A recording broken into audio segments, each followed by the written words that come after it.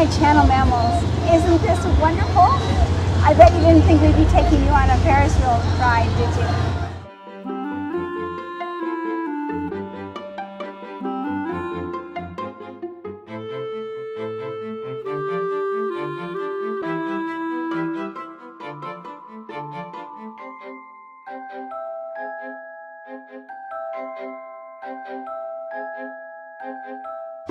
This is wonderful, isn't it? Look. Oh gosh. I haven't been in one in so long. Thank you. I love coming to the fair. This is an unusual fair because almost nobody is here and almost no exhibits and no judging this year. So, but it's kind of given me time just to think about what I remember the fairs always to be like. We almost never went to the Midway. This is called the Midway, where all the rides are. It was maybe on the last night of the fair, we would get to go and each get a ticket and go on whatever ride we would like. That was so much fun. And I used to love going on the Ferris wheel because at night you could see so far in the distance from up high in the sky like that. And but I was also thinking about, you know, all the whole year preparing for the fair, and that's what's so so hard about having such a scant year, is that everybody spends all year getting ready for the fair.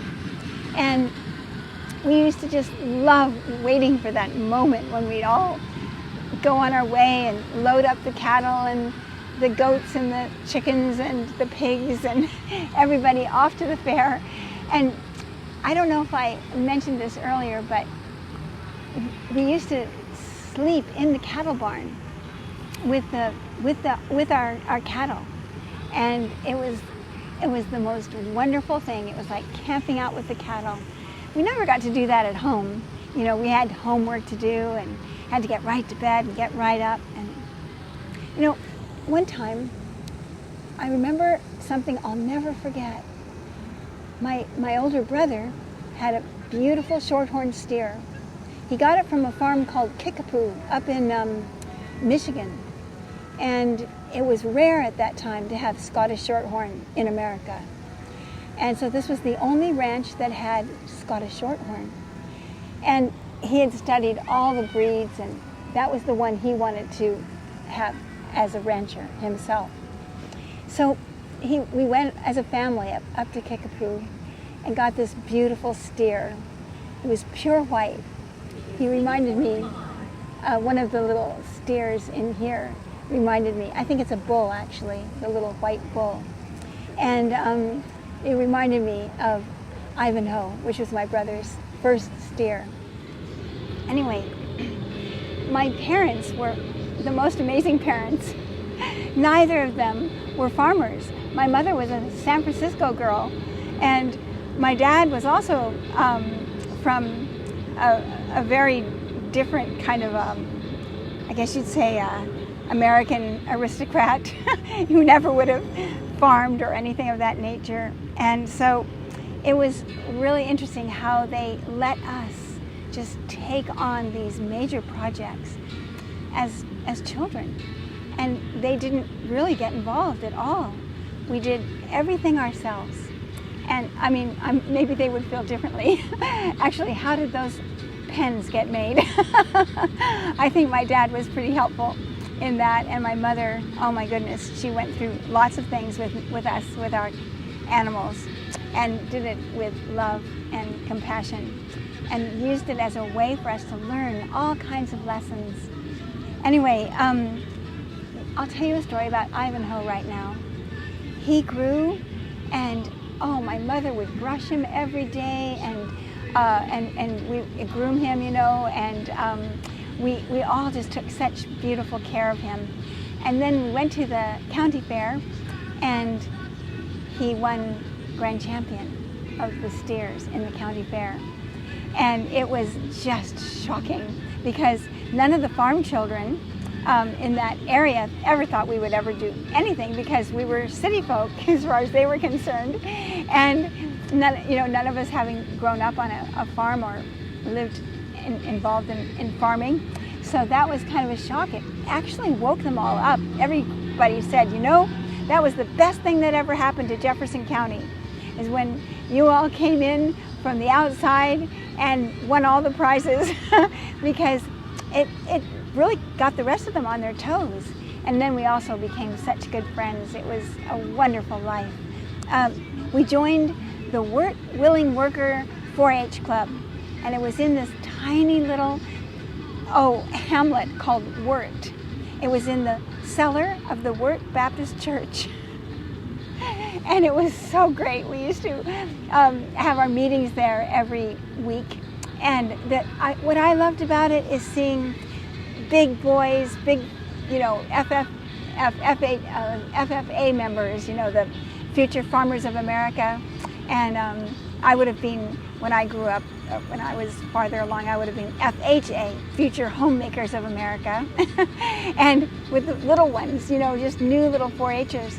And how everybody played together. We just laughed and we had the best time. I remember one game we used to play, we'd all sit in a circle and one person would get picked. And just imagine these little children, they're just so darling. And they would have to go up to the knees of the girls around the circle and say, "If you love me, honey, smile." And they had to try to get the girl to giggle. The girl would be just straight-laced. She'd say, "I love you, honey, but I just can't smile." And then they couldn't smile. And then finally some little girl would just break into a huge giggle. And then it would be her turn. And she would have to kneel in front of all the boys and say the same thing until she could get a boy to giggle. And we just laughed about that. It was just great. And all the games were like that. Just so funny and silly and fun. And I'll never forget, every year we had a box social.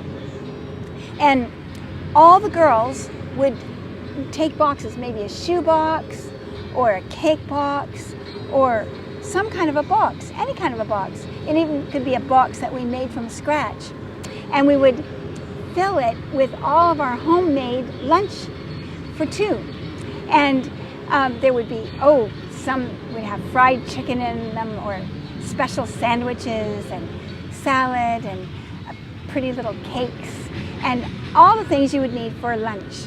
And then the boys it was a way we made a fundraising. And it would be the fathers and the mothers too would join in, and everybody would join in. And it was an auction. And we'd decorate the boxes to be the most beautiful boxes you could ever see. They were just like cakes themselves. And that was all trying to raise the value of them. And so they would start out at a quarter, at 25 cents, and keep on adding, and each one would be going back and forth, and pretty soon, it would raise it to as much as things would go to at that time.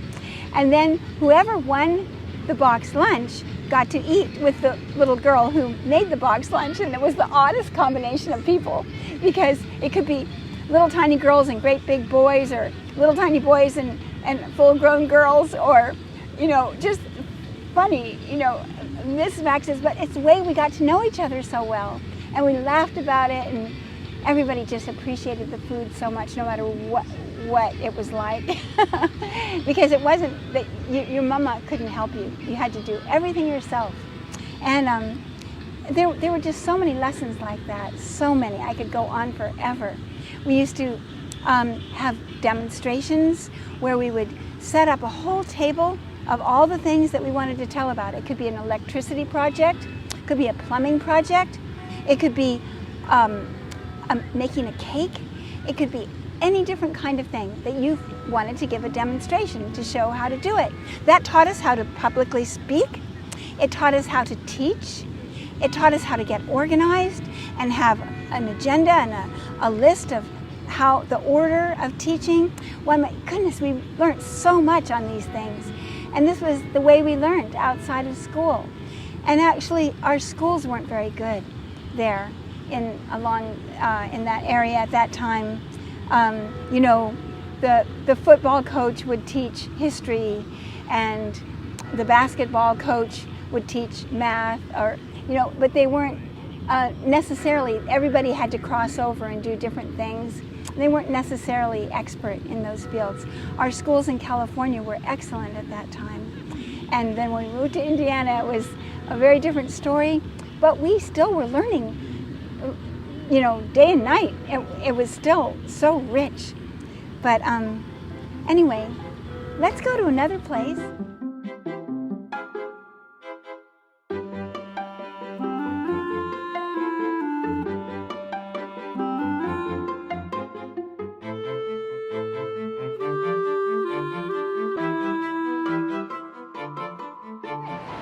We just ordered 2 hot beef sundaes, and they're the best sundae you'll ever eat. Wait till you try it. Aren't they great? Thank you so much. You're welcome. Would you like some napkins? Yes, that would be great. Thank you. There they are.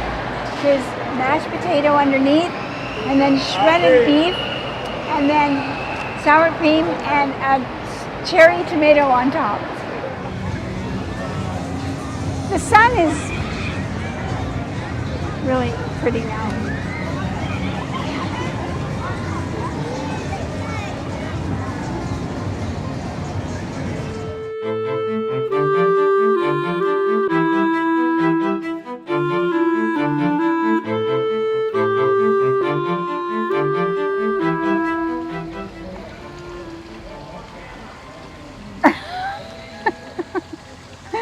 Thank you. Look at this beautiful wrapping paper. That's amazing. Okay, what could it be?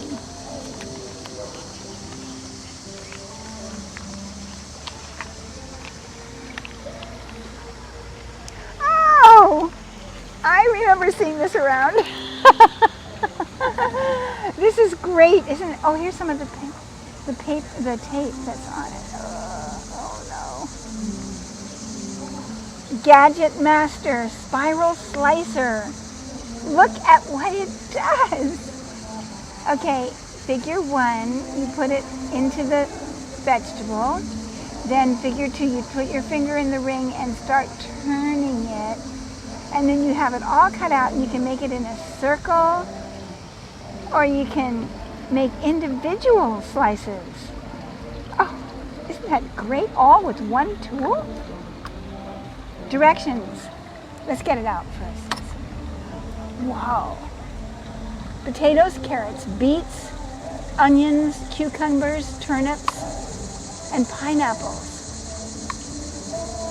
Let's do it. Let's do some fruit, some vegetables with this tomorrow when we get back to Yankee. This is it? Are there 2 of them? Look at, so it's 2. 2 of them. One type of a slice, I don't know what the difference is, and another type. And you just get the screw going down into the fruit or vegetable. Well, thank you, Richard. This reminds me of the Center of Progress building, or I don't remember what they used to call it when we were children, but there was always a building at the fair that showed everything that was the most modern invention. I don't know if I already told you about this, that one day I was walking through the tent in the county fair where they had these big ovens up on the high pedestals. And I looked up, and there were white things rising up like mushrooms inside as I was watching. And I found out that they were cupcakes, and that this was the oven of the future. Nobody had ever seen this before. And they made some cupcakes, and you know, which would normally take, I don't know, 25 minutes in a hot oven to bake. And these were rising up. They closed the door and pushed a button, and they just started rising before our very eyes. And I just thought, oh, when I'm a future homemaker, I'm going to have one of those. And you know, it took a really long time before I got one. But it was such a fun, I never forgot it. I never forgot it. It was in my dream ever since. And you know, when we were in 4-H, we used to sing songs about homemaking, you know, like one is, I wish I could remember the words. I should practice the words, and I knew I was coming to this fair, but it goes, my home must have a high tree above the open gate. My home must have a garden where little flowers wait. My home must have a white heart of da da da da da da da da da da da with sunlight everywhere. And I just, when we used to sing that song in 4-H, I just imagined this little house up on a hill, making homemade donuts inside, and because we used to go and visit our farm friends, and that's the kind of thing that it was really like that. So little things like this would be in the fair. They would have special little things that got everybody all huddled around the display, and a man showing you all the things you could do just with a breeze. And you know, all the ladies would never have to work hard again. It was really fun how it was. It was amazing. So this would have been about, from that time, 50 cents. It's pretty expensive. The Patriot Wheel.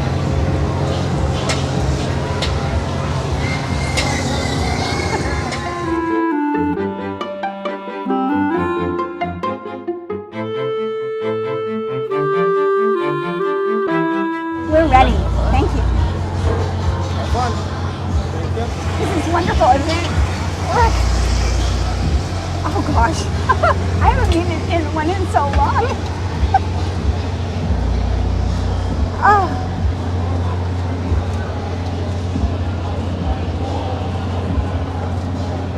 It's quiet up here.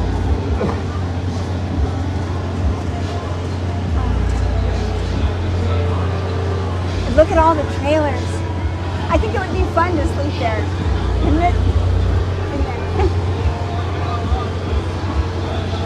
But look where we are, up above the whole fair, just before sunset, and a long trip back to Yankee. It's so great. We thought it was going to be raining, but look at it. It's just made for us perfect.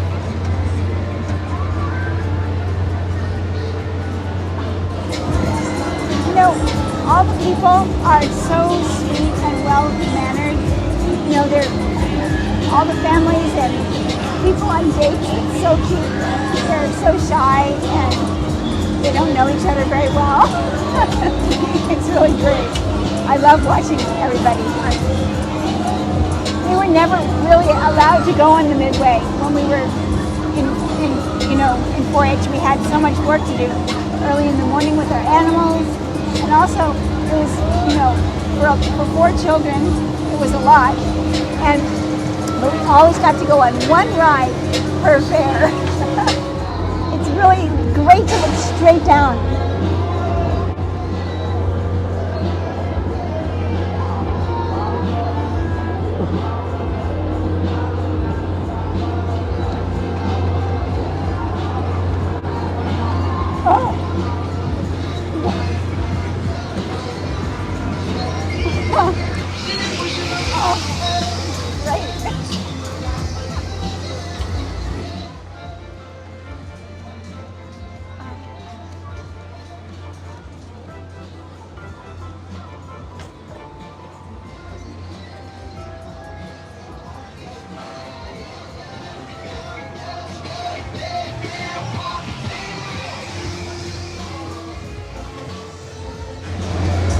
Well, this is the last time we'll be at the fair, and I'm so glad you came along with us, even though it was a hard fair to get used to.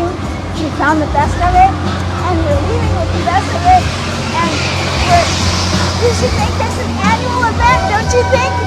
Let's do it next year too. I mean, it's going to get only better and better. Next year there'll be 4-H again, I'm sure. Animals everywhere, horses, carriages, and it's going to be great. We're